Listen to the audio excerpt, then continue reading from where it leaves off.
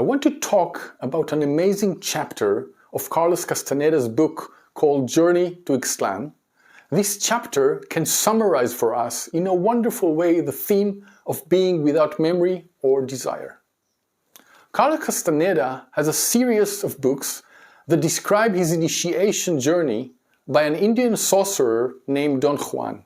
It is a shocking journey of initiation, during which Don Juan tries to introduce Castaneda to the path of the sorcerers and the possibility of stopping the world and really seeing it. Don Juan shakes him, has fun with him, and turns him over. I want to dwell on a chapter called Disrupting the Routines of Life. This is chapter 8 in the book Journey to Ixtlán. Don Juan takes Castaneda on a hunting journey where he hunts a rodent.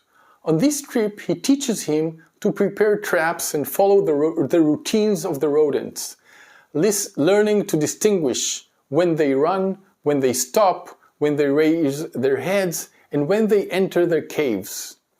When the hunter is more aware and masters the habits of his prey and what he wants to hunt, he thus increases his chances of successfully hunting. And so that day begins. Castaneda learns and begins to perfectly master the routines of these rodents and prepares traps for them.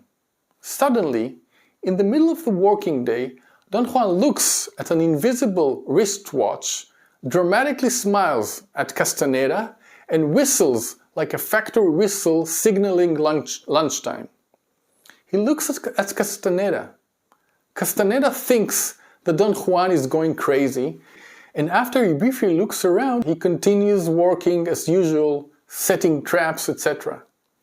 5 minutes later, Don Juan again looks at his imaginary watch and whistles again. Don Juan is unexpected as usual, and Castaneda looks at him with amazement. Don Juan laughs. They continue, and this happens once or twice more, until Castaneda is sure Don Juan has gone completely crazy. Then, Don Juan stops and says to him, "I'm sure you think I've gone crazy, but I didn't get crazy. What drives me crazy is your predictable routines. I know that at 12 noon you start thinking about your food, about lunch. It doesn't matter if you're hungry or not. At 5 p.m. about recess and at 7 p.m. about dinner. Your routine started to drive me crazy, and I had to balance this with some unexpected move of my own." What he wants to highlight at that point is that the art of hunting begins by studying the routines of your prey, but the art continues in learning your own routines. Because as long as you have routines, you become predictable to your prey, and you yourself become a prey. And here, Don Juan begins to train him not only to study the routines of the prey, but to know his own routines and to disconnect from the routines of life so that he himself does not become prey. After that, as the chapter continues, Don Juan tells him that there are magical animals that have no routines at all.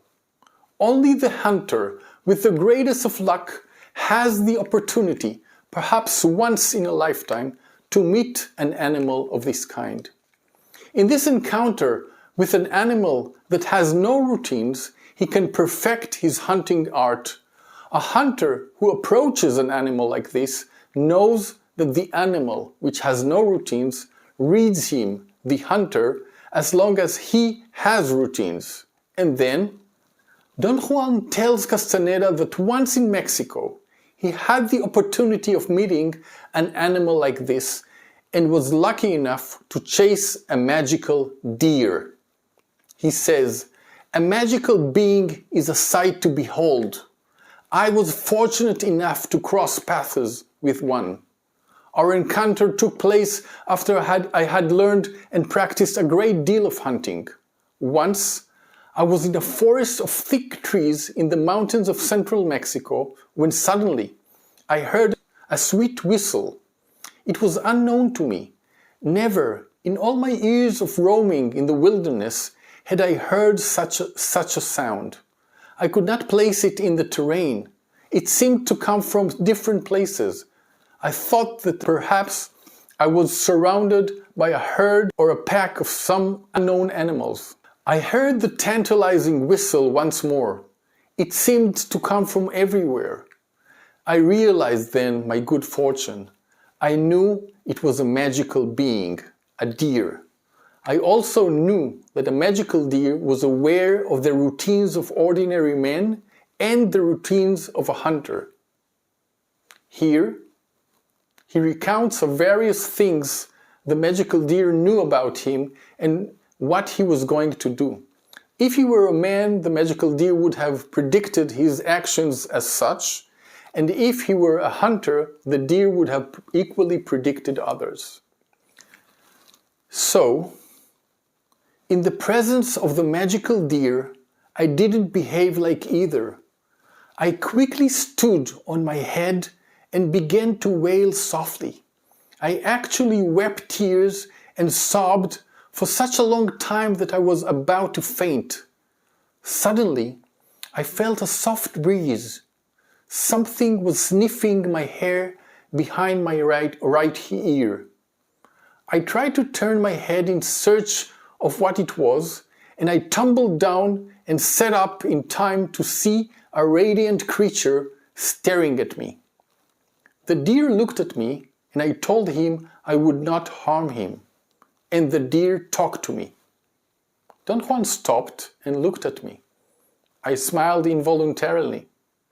The idea of a talking deer was quite incredible, to put it mildly. He talked to me, Don Juan said with a grin. The deer talked? He did. Don Juan stood up and picked up his bundle of hunting paraphernalia. Did it really talk? I asked in a tone of perplexity. Don Juan roared with laughter. What did it say? I asked half in jest. I thought he was pulling my leg.